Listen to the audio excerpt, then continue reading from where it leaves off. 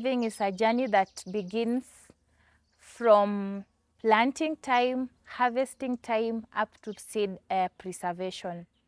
So we're trying to change the notion of farmers while they harvest their seeds and they are selecting the ones that are maybe have large size of grains and so on. And we are telling farmers, and from our experience, seed saving should begin once you have your crops in the field.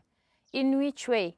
Once the farmer has planted the seeds into the field, first of all, he has to check the germination rate, and this must be the first journey, that is seed selection.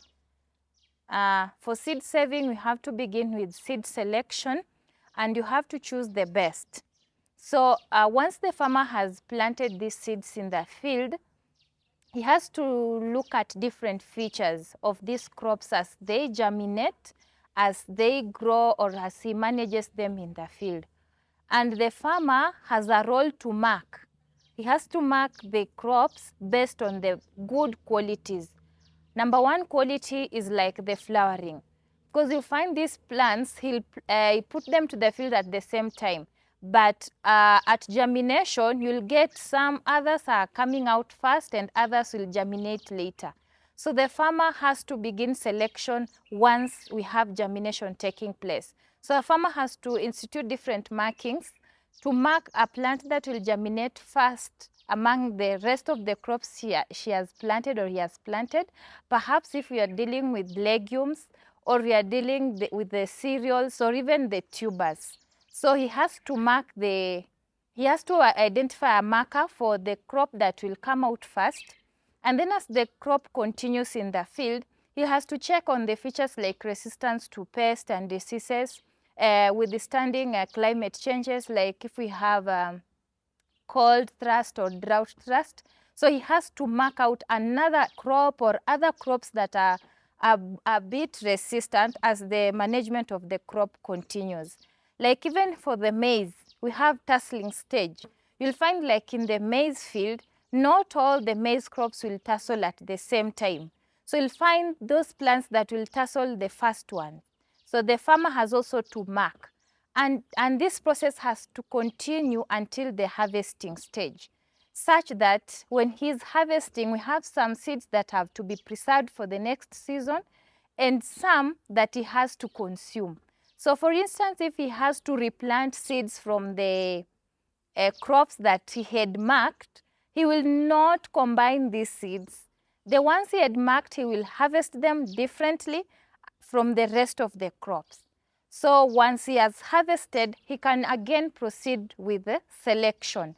And he has now to pick grains that are mature, that are healthy, and from there he can now do the drying. When he or she is drying, he shall not do it in direct sunlight, because direct sun rays will kill the embryo of these seeds. So we recommend that the farmer has now to come in, put the seeds that he had selected from the farm field and dry them under the shed. And the shed should allow like a very minimum UV rays to reach to those seeds. And then after this stage of drying, he has to ensure the moisture content goes below 7%. Then he can now go and do selection and remove chaff. Removing chaff, we are already in the seed processing stage. So he or she will remove all the chaff and again reselect the best grains. The best grains, we mean sizable grains, healthy grains that can now be taken for preservation. And we have different methods that we can use to preserve these seeds.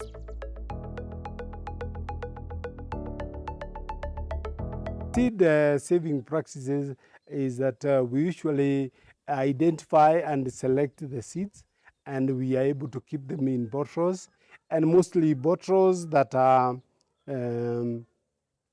we have plastic bottles and the other bottles, the grass bottles.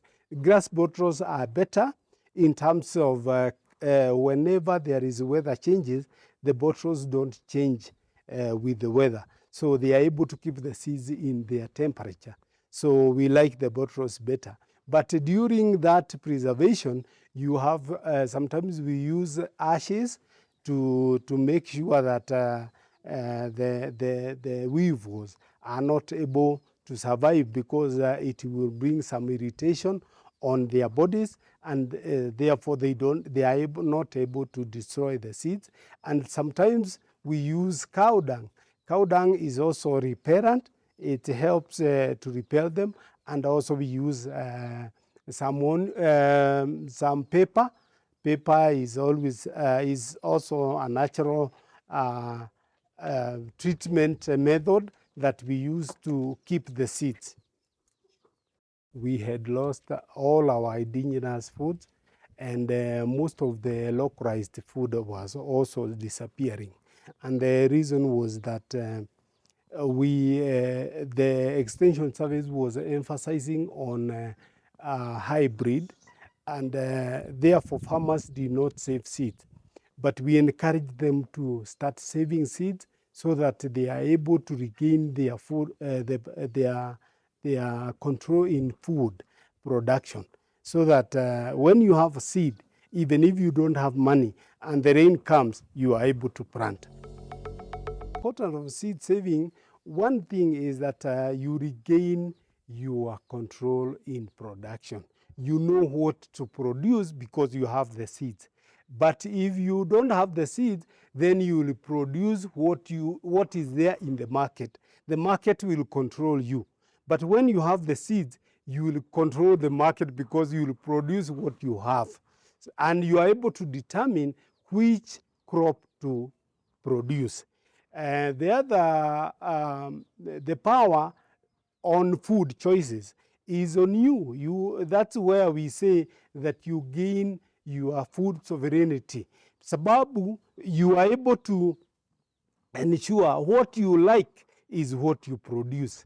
You don't produce food just because you have been dictated by the market. You produce seed because you want to produce them.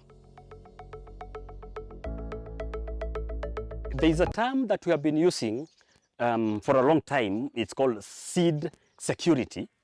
And there's a term that any conscious person, any person that is an organic farmer or an agroecologist is supposed to be using right now is seed sovereignty. So there is seed security and seed sovereignty, or there is food security and food sovereignty.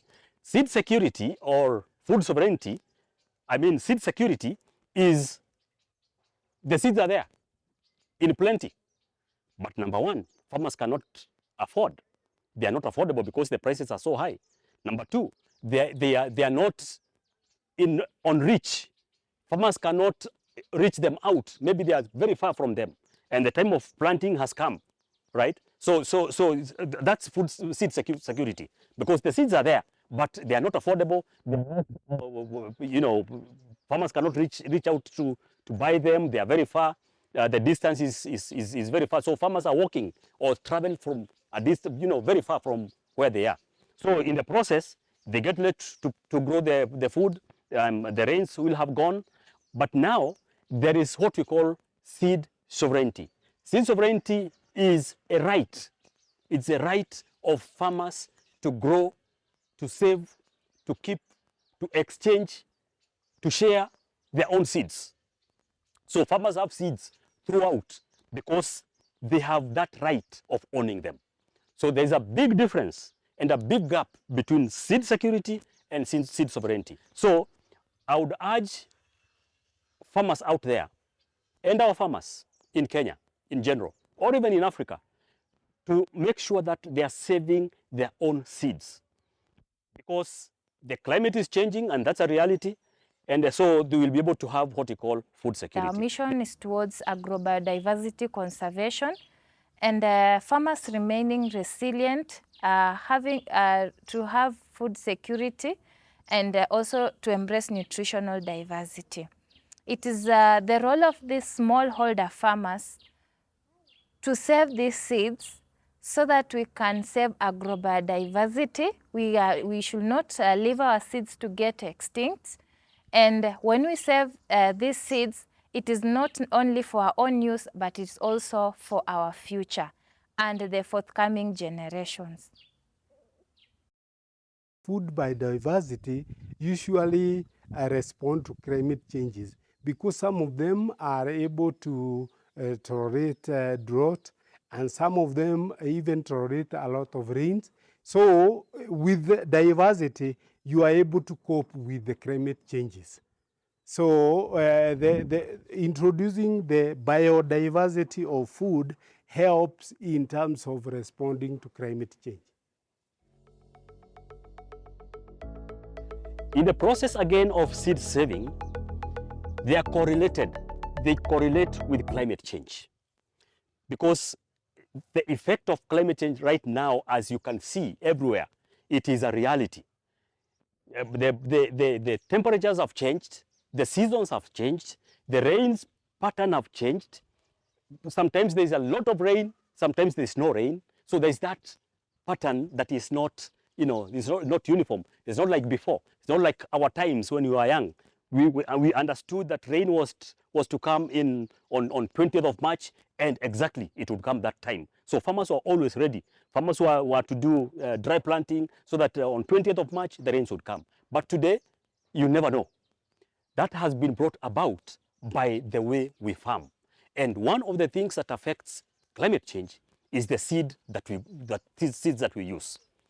The seeds that are there right now, the new improved seeds that requires a lot of water, that requires a lot of fertilizer, that requires a lot of care in the soil.